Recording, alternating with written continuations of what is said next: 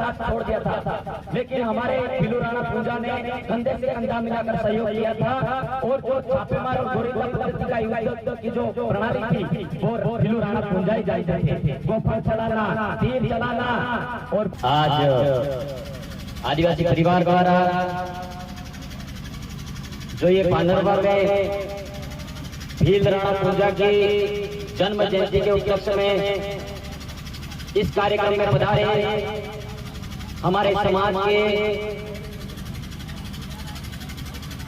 माता तुल्य, पिता तुल्य, वडील, युवा, मेट, कोटवाल, गमेती एवं कर्मचारी, रिटायर्ड कर्मचारी एवं हमारे इस कार्यक्रम में पधारे पुलिस प्रशासन की टीम को भी मैं इस पांडरवा फिलू राणा की धरती से सबको नमन करता हूं।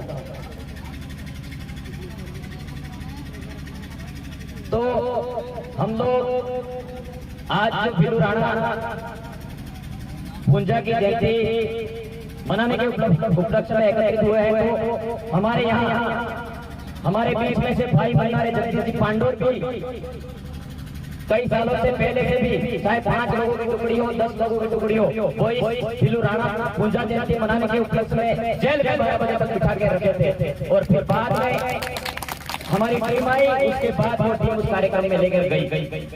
कहीं न कहीं हमारे सभी साथियों का सहयोग है। इस कार्यक्रम में किसी भी पार्टी के व्यक्ति आए हुए हो, चाहे कांग्रेस हो, बीजेपी के हो, किसी भी पार्टी के हो, हमें हमारे लिए पार्टी सर्वोपरि नहीं है, हमारे लिए समाज सर्वोपरि है। मैं सभी पार्टी के यहाँ के एमएलए, सांसद, वार्ड सरपंच को ये कहना चाहता हूँ कि ऐसे कार्यक्रमों पर आप एक होकर काम करिए, तब हम आदिवासी समाज को एक कर पाएंगे, नहीं तो हम बिखरते जाएंगे। ये कहना चाहता हूँ सब। तो हम लोग जो हमारे फिलू राणा पूंजा की जो बात करते हैं, तो फिलू राणा पूंजा ने 1576 में जो हल्दीघाटी के युद्ध में हमारे फिलू सेना के साथ में महाराणा प्रताप के दूसरे भाई ने उसका साथ छोड़ दिया था, लेकिन हमारे फिलू राणा पूंजा ने कंधे से कंधा मिलाकर सहयोग किया था और जो छापेमार और गोरिल्ला पद्धति का युद्ध की जो प्रणाली थी वो फिलू राणा पूंजा ही जानते थे। गोफर चलाना, तीर चलाना और जो उनके सामने 1 लाख की टुकड़ी आ जाती, तो हमारे भाई थे वो 500 लोग भी होते तो 1 लाख की टुकड़ी को उधर बितर कर रहे थे। वो पद्धति थी, वो छापेमार और गोरिल्ला पद्धति युद्ध वाली मानी जाती थी। तो मैं विशेष बात इस मौके पर यह कहना चाहता हूं कि हमारे जो पुरखे के साथ में जिस तरीके से जो पोशाक के साथ खिलवाड़ हुआ है, तो मैं मीडिया के माध्यम से हमारी बात जहां सुने, तो मैं ये कहना चाहता हूं जो मेवाड़ का राज चिन्ह बना हुआ है, उस चिन्ह पर आप लोगों ने क्यों नहीं किया कि उस टाइम तक पोशाक नहीं जब्बा पहना दिया, टोपी पहना दिया। उस टाइम हमारे फिलू राणा पूंजा के उस टाइम महाराणा प्रताप उस तरफ खड़े फोटो में, इस तरफ फिलू राणा पूंजा खड़े हैं। महाराणा प्रताप के हाथ में ढाल है और तलवार है, फिलू राणा पूंजा के हाथ में तीर है, कमान है और गमछा बांधा और धोती पहनी हुई है। हम तो किसी दूसरे बात पर बात बढ़ाना नहीं चाहते, लेकिन हमारे पुरखों के साथ अगर असंवैधानिक तरीके से आप काम करोगे तो हम मुकदमा ठोकेंगे। ये कहना चाहता हूं मैं। क्यों आप बनाए हमारे जो आदिवासी के जो लड़े पुरखे थे, उनका नाम फक्र से कहना चाहते हैं। हम किसी जाति धर्म समुदाय के ऊपर टीका टिप्पणी करने वाले लोग नहीं, लेकिन आप मना रहे हो कोई बात। मैं हम एससी, एसटी, ओबीसी, माइनॉरिटी तमाम जाति धर्म समुदाय से ऊपर काम कर रहे हैं। हम इंसानियत समझते हैं, हम मानव समझते हैं, स्त्री पुरुष हम समझते हैं। हम लोग ये नहीं समझते कि ये जाति का है, ये जाति का है। इसीलिए आप लोग आप हाथ जोड़कर निवेदन है कि आप इस तरीके से हमारे फिलू राणा पूंजा की पोशाक के साथ में गलत नहीं करें। और इस मंच के मौके से माध्यम से मैं कहना चाहता हूँ मेरे साथियों से, वो लोग तो कर रहे हैं, लेकिन अपन लोग भी अपने पोशाक के साथ में खिलवाड़ कर रहे हैं। ये कहना चाहता हूँ। वो कैसे हम आदिवासी कहना पसंद नहीं कर रहे कतई क्रियावर, जैसे मंदारे हमारे जगदीश भाई पांडोर सही। अब आप बताओ जगदीश भाई के ये जो पोशाक है, ये शर्ट है, ये गमछा है। अब अपना भाई आदिवासी मर जाता है, कोई शहीद होता है या मर जाता है, भाई हमत बनाए फोटो बनावाड़े फोटो पड़ो पड़े जी हमारे लिए जो मार बाप ये बात आई।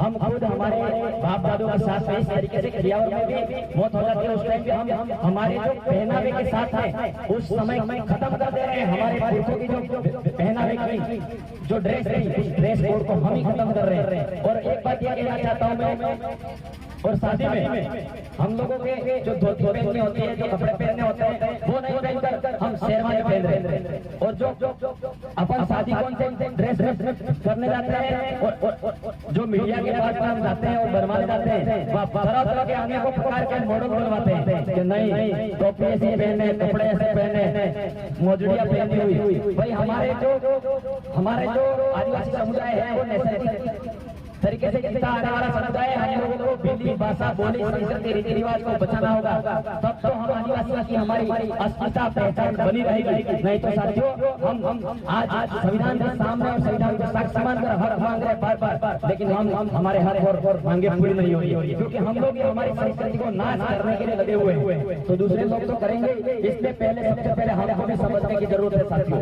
और मैं इस मंच के माध्यम से कहना चाहता हूँ कि हमारे भिलोराणा पूजा की धरती पर चौराहे पर मूर्ति का अनावरण भी जो यहाँ के जो एमएलए जो भी लड़े, कोई भी लड़े किसी भी पार्टी से, वो सबसे पहले मूर्ति बनवाए और मूर्ति बनवाने से भी हमारी विरासत अस्मिता बचेगी। लेकिन हम लोगों को वहाँ भिलोराणा पूजा की लाइब्रेरी खोलने का प्रावधान देना है। मैं ये कहना चाहता हूँ ताकि हमारा आने वाला भविष्य है वो बड़े और वहाँ से वार्ड पंचायत गाँव परिवार समुदाय का और पूरे भारत क्षेत्र में हमारा शिक्षा के विषय में एक अच्छा उत्थान प्रगति करे।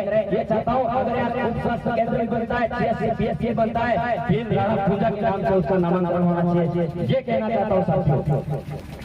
इसलिए हम लोगों को ये विशेष बातों का ध्यान रखना है। और रही बात, हम अधिकार संविधान की बात करते हैं, लेकिन जब तक हमारे अंदर शिक्षा का समावेश नहीं होगा तो हम लोग आगे बोल नहीं पाएंगे, तो हम हमारे हक अधिकार को जान नहीं पाएंगे। इसलिए हमें शिक्षा का साथ कभी नहीं छोड़ता है। शिक्षा ही एक ऐसा माध्यम है हमको अगली पंक्ति पर खड़ा कर सकता है। जैसे बाबा साहेब अम्बेडकर ने कहा था, शिक्षा वो शेर निकालता है, शिक्षा वो शेर निकालता है जितना पिएगा उतना दहाड़ेगा। इसलिए मेरे साथियों शिक्षा का सहारा लेना है और शिक्षा से आगे बढ़ना है। और आप लोग कंधे से कंधा मिलाकर प्रदेश की मुहिम में बिना मतभेद के हुए शारीरिक सहयोग नहीं दे सकते तो मानसिक सहयोग नहीं दे सकते हो, तो आर्थिक सहयोग नहीं दे सकते हो तो आप साथ सहयोग दो। लेकिन फिर प्रदेश देने के कार्य में जुड़ जाओ। जो 1913 में मानगढ़ में सपना देखा था वो सपना हमारा बिल्कुल का पूरा होगा। मैं ये कहना चाहता हूँ साथियों, आप एक हो जाइए, एकजुटता से हम लोग हमारे क्षेत्र के मुद्दों पर अच्छी तरीके से काम कर पाएंगे